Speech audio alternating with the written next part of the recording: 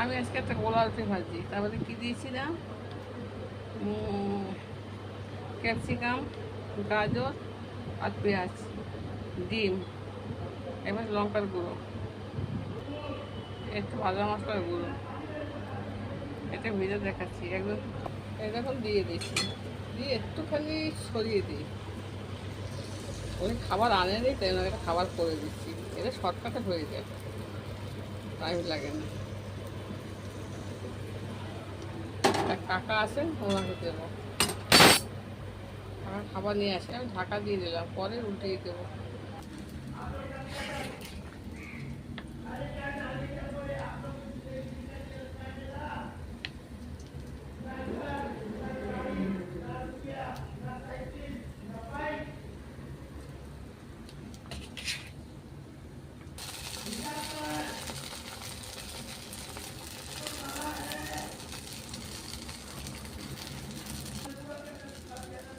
দেখুন হয়ে গেছে, একদম পেট ভরে যাবে দুপুরবেলা টিফিনে খেলে।